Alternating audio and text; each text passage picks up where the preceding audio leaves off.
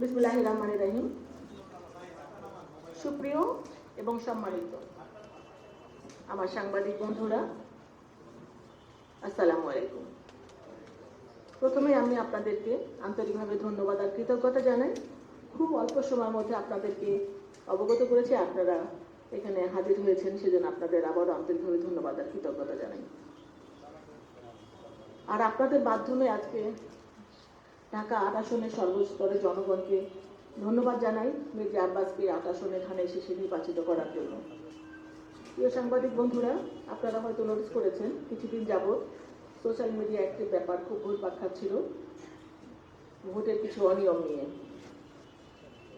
আমি সেই ব্যাপারটা নিয়ে কথা বলতে চাইনি কখনো, কিন্তু গতকালকে চ্যানেল আই বাংলাদেশ সংবাদপত্র প্রতিদিন নামে একটা প্রোগ্রাম হয়, এটা ঠিক 12টার সময়।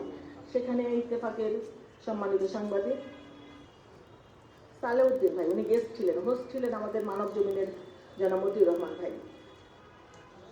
তিনি কিছু কথা বলেছেন। তিনি বলেছিলেন যে সিদ্ধেশ্বরী বয়েজ স্কুলের যে ঘটনাটা কেন্দ্র করে যে সোশ্যাল মিডিয়ায় যে খবরগুলো এসেছে সেটা নিয়ে তিনি বলতে চাচ্ছিলেন যে ওখানে আমি গিয়েছি, ওটা বৈধ ছিল, কারণ আমি নির্বাচনে যে প্রার্থী মির্জা আব্বাসের প্রধান নির্বাচনী এজেন্ট, সেজন্য আমি প্রার্থী যেটা করতে পারি, যে জায়গায় যেতে পারি, সেই এক্সেসগুলো আমারও আছে, সেজন্য আমি যেতেই পারি। এটা আমার যাওয়াটা সঠিক ছিল এবং আমি যে তাদেরকে চার্জ করছি সেটাও সঠিক ছিল।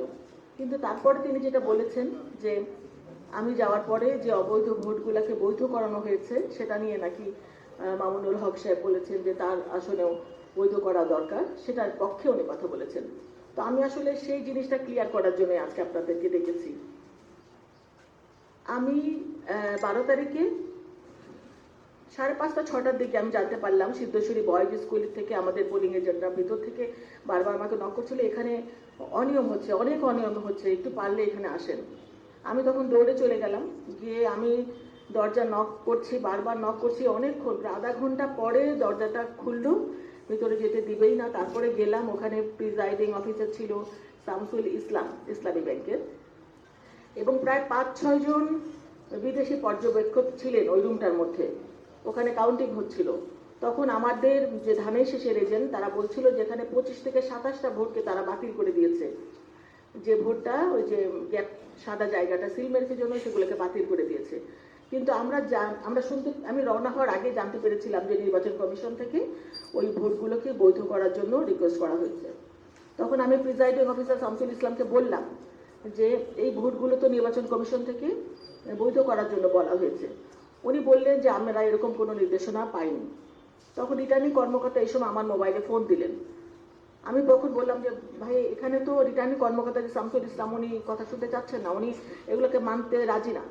তখন উনি বললেন ওনাকে ফোনটা দেন। আমি ফোনটা সাইফুল ইসলাম, আমি স্পিকারে রেখেছিলাম ফোনটা। আমার স্পিকারে বিদেশি পর্যবেক্ষকরা শুনছিলেন, বিভিন্ন প্রার্থীর এজেন্টরাও শুনতে পাচ্ছিলেন, ধানের শেষের এজেন্টরাও শুনতে পাচ্ছিলেন, এবং ওই কক্ষের ভিতরে যারা ছিলেন সবাই স্পষ্ট শুনতে পাচ্ছিলেন যে স্পিকারের রিটার্নিং কর্মকর্তা বলছিলেন যে নির্বাচন কমিশন থেকে নির্দেশনা এসেছে এই ধরনের ভোটগুলোকে বৈধ করে দিতে। এখন এটা বাস্তবায়ন করবেন কি না করবেন সেটা সম্পূর্ণ আপনার ব্যাপার। তারপর উনি ফোনটা রেখে দিলেন। সেই শামসুল ইসলাম বললেন যে আমি এটা মানতে রাজি না। আমি বললাম আপনি কেন মানবেন না? বললো আমি নির্বাচন, আমার সাথে তো সরাসরি কথা হয়নি, অন্য কারো, আমার উপরেও একজন কর্মকর্তা আছেন ম্যাজিস্ট্রেট, তিনি আসুক, তারপরে আমরা ডিসিশন নেব। তা আমি বললাম সেই ম্যাজিস্ট্রেটকে কল করেন। উনি অনেকবার কল করেন, কল করে বলে আসছেন। তারপর অনেকক্ষণ পরে সেই একজন মহিলা আসলেন ম্যাজিস্ট্রেট।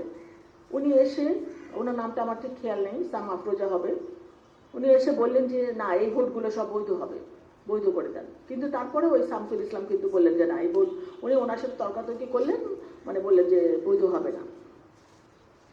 কিছুক্ষণ পরে ওই ম্যাজিস্ট্রেট তখন বললেন যে আমার আরেকটা জায়গায় একটা অনিয়ম হচ্ছে, আমি ওখানে একটু চলে যাই।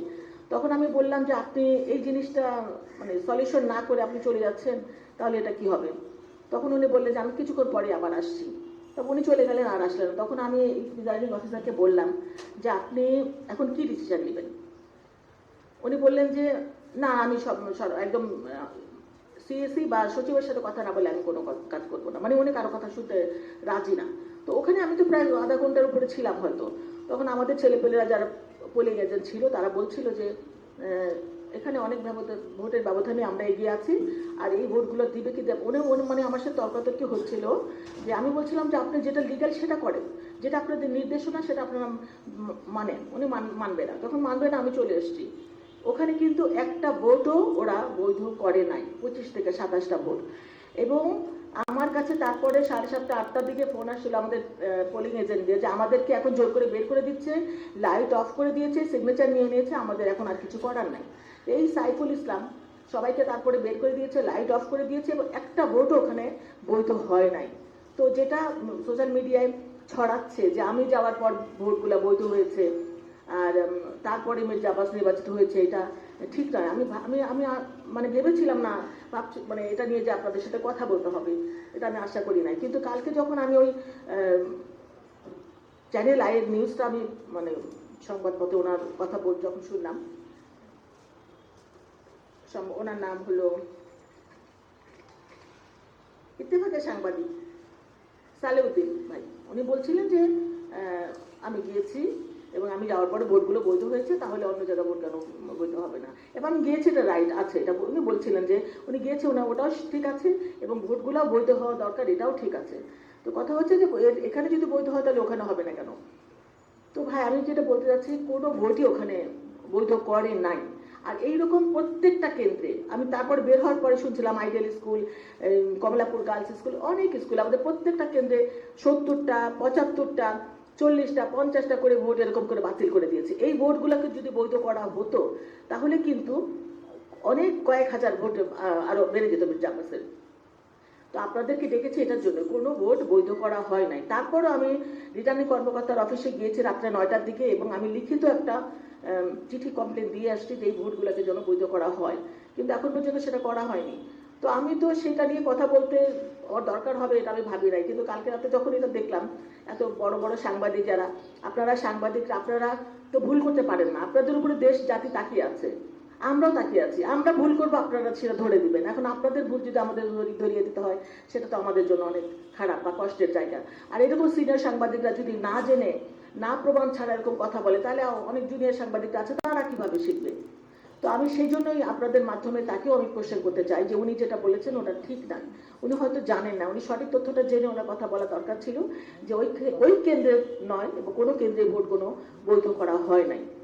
তো আমি যেটা বলতে চাই আপনাদের কাছে, আবারও বলছি, আমি গিয়েছি, এটা সঠিক ছিল, নির্বাচনে প্রার্থী আমি মেইন এজেন্ট, আমি যে কোনো জায়গায় যেতে পারি, আমি এখানে কোনো প্রভাব বিস্তার করি নাই। আমি শুধু বলতে চেয়েছি যে আপনি নির্বাচন কমিশনের নির্দেশনা আছে, আপনি কথা বলেন, কথা বলিয়ে দিয়েছি, কিন্তু তিনি মানতে রাজি হননি, আমি চলে এসেছি, এবং কোনো ভোট এখানে বৈধ হয় নাই, এটা আপনাদের মাধ্যমে জানানো। তো আমি এমন এমন জায়গায় সবে যে ইসলামী ব্যাংকের যে প্রিজাইডিং অফিসার দেওয়া হয়েছে, যারা যে না বলবে, না বলেন, নাটাও মানে লাউডলি বলার শক্তি নেই তাদের। তো তাদের এরকম মেরুদণ্ডহীন লোকগুলাকে তো কোনো প্রশাসন কোনো ভালো জায়গা আসলে দেওয়া উচিত না। আমরা অন্যায় প্রতিবাদ করবো, ভোকালি করবো, আমরা দৃঢ় কণ্ঠে করবো, স্পষ্ট ভাষায় করবো যেটা অন্যায়, কিন্তু উনি যেটা করেছেন সেটা ঠিক করেন নাই। আর এই বড় বড় সাংবাদিকরা, আমিও বলবো আপনারাও একটু জেনে শুনে কথা বলবেন ইনশাল্লাহ। সবাই তো সমান হয় না, বড়দের দেখে ছোটরা শিখে। আমরা যদি বড়রা যদি ভুল করে তাহলে ছোটরা কি শিখবে, এটাই আপনাদের কাছে বলার ছিল। যে আমি আশা করছি আপনাদের মাধ্যমে একে সারা বাংলাদেশ, দেশবাসী জাতি জানতে পারবে যে এই জিনিসটা আসলে হয়েছে। এটা আমি যাওয়ার পর কোনো ভোট এখানে বৈধ হয় নাই, এবং আমি না যাওয়াতেও কোনো কেন্দ্রে কোনো ভোটই বৈধ করেনি। ওরা যদি করে সেটা ভালো, তাহলে অনেক ভোট বেড়ে যাবে, কিন্তু সেটা তো হয়নি। কিন্তু এটা প্রচারটা চলছে যে আমি যাওয়ার পর ভোটটা বৈধ হয়ে গেছে, কোনো কিছু হয়নি এরকম।